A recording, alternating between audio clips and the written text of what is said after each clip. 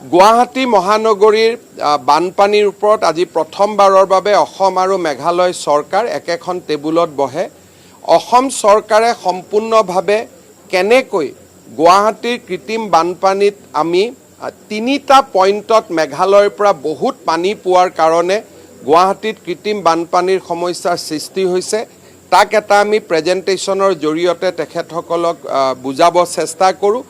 মেঘালয়ে আমাৰ কথাখিনি সম্পূৰ্ণভাৱে বুজিছে, কিন্তু তাৰ লগে লগে এইটো কথা যে এই গোটেই পাহাৰবিলাক ব্যক্তিগত মানুহৰ, মেঘালয় চৰকাৰে তাক কিমান শাসন কৰিব পাৰে, তাক কিমান ৰেগুলেশ্যন আনিব পাৰে, বিষয়টো পৰীক্ষা কৰিব লাগিব।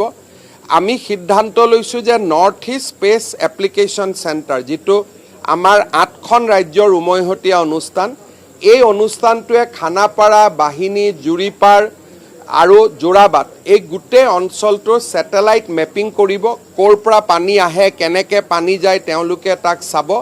3 মাহৰ ভিতৰত আমাক ছেটেলাইট মেপ দিব আৰু তাৰ পিছত এই ছেটেলাইট মেপৰ আধাৰত কেনেকুৱা ধৰণৰ ইণ্টাৰ ষ্টেট প্ৰজেক্ট ল'লে দুইখন ৰাজ্যই কেনেকৈ যৌথভাৱে সমস্যাটো সমাধান কৰিব পাৰে, তাৰ বাবে গোটেই কথাখিনি আমি IIT ৰুৰকীৰ ওচৰলৈকে লৈ যাম আৰু IIT ৰুৰকীয়ে আমাক যি এটা সমাধান দিয়ে, সেই সমাধান আমি বাস্তৱত ৰূপায়ণ কৰাৰ বাবে চেষ্টা কৰিম।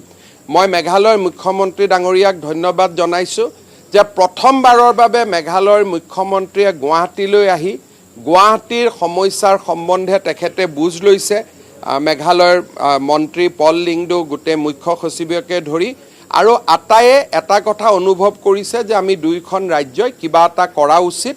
আৰু মই ভাবোঁ আজিৰ দিনটো আমাৰ বাবে এটা স্মৰণীয় দিন।